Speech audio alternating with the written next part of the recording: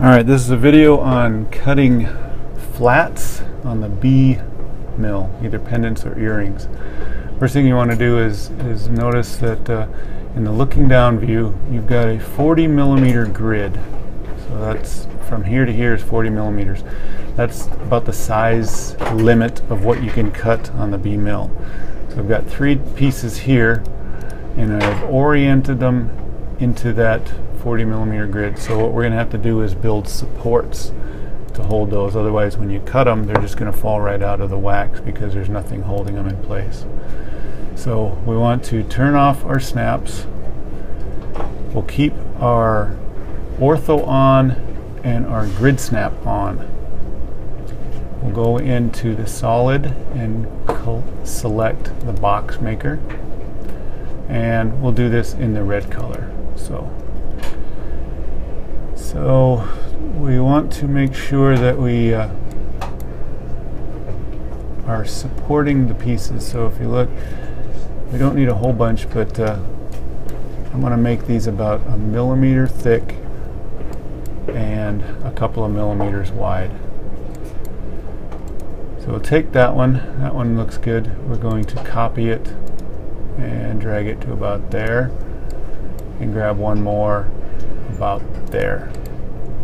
Now this one looks good. Now if you notice, they actually go into the piece and they hold the piece, but they don't actually go through the other side of the design. Now this one we're going to have to scale a little bit, so we're going to do a one-dimensional scale and we're going to drag that into the piece. So we got 3 supports on this side. What I'm going to do is go to the transform, and I'm going to do a polar array from the center 4 times, and that's just going to give me some options on the other side. So I'm going to take this one, drag it over. That one looks good. Take this one and do a one-dimensional scale from there to there, just to hold it in place. This one looks alright. Take these 2, I'm going to drag them, and that'll hold that. Take this one, we can just delete that. Take this one, do a one-dimensional scale. Just make sure it touches the piece. This one the same thing. Into the piece, and then we'll do one more.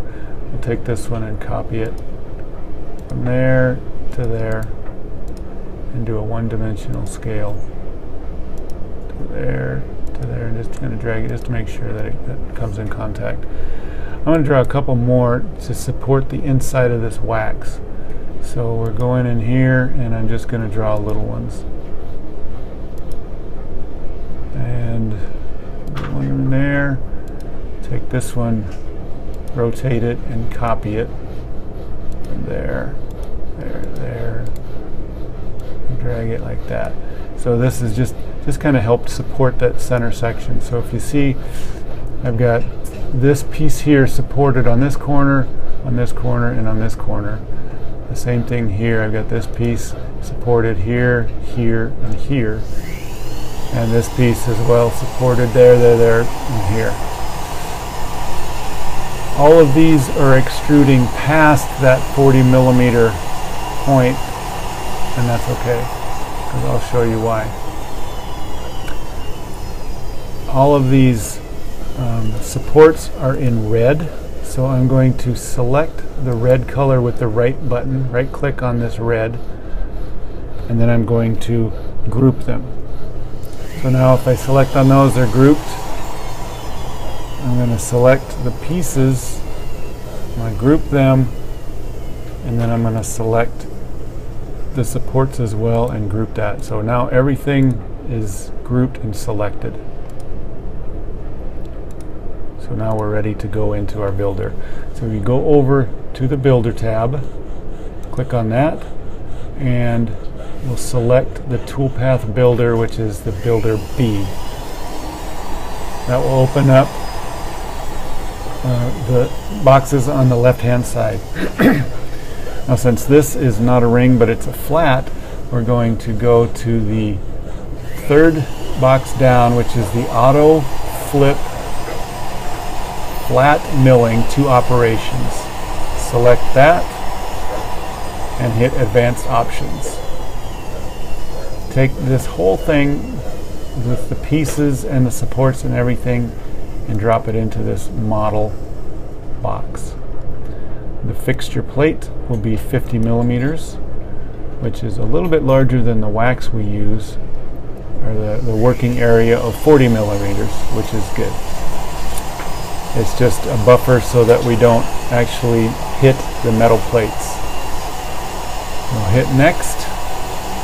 Go to the maximum distance from edge to surface. Change that from 0.01 to 0.001, and then create the STL. It doesn't take very long. And there you go. You can see that the STL is created, the difference being the mesh versus the poly surfaces. So then we hit next. We go into the first box, which is the flat milling. We will select the depth, click on this orange box, and we want to drag this and make sure that it goes past the area that we're cutting. So if you look, it's actually cutting all the way through. It's not cutting all the way through the wax, but just through the design. Select that. We're going to draw a custom border, and usually we want to keep about 1 millimeter to 1.5 millimeters from the design. So we're going to select here, and you can see from here to there is about 1 millimeter, so we're just going to go a little bit past that and do the same thing over here. So if you look, we're just going 0.5 millimeter past that 40 millimeter box, and hit select, and that should be good. Now, even though the 40 millimeter grid is kind of the limit of where we want to be, we can wiggle just a little bit, 0.5 millimeter or 1 millimeter or so, but not much more than that. The mill has safeties built in, so if you actually get into this area here, it won't cut. So it will save the frame. So we select that, throw it into the borders box. Select the second flat milling, do the same thing. Grab your tool path, and we want to make sure that it cuts all the way through.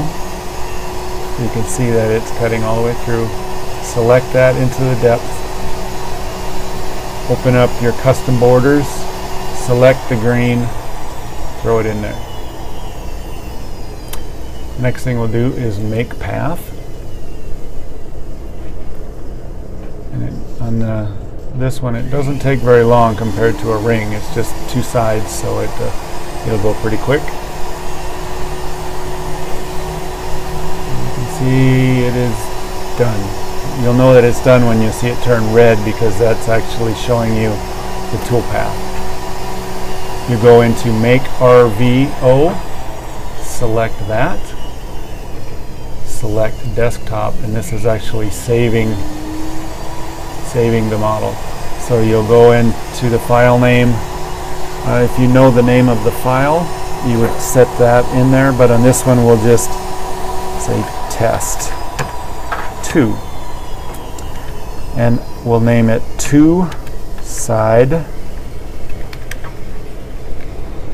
flip and 5 millimeters, because that's the size of the wax we're going to use, because the piece is only a few millimeters thick. So, and then we hit save. It'll save it onto the desktop.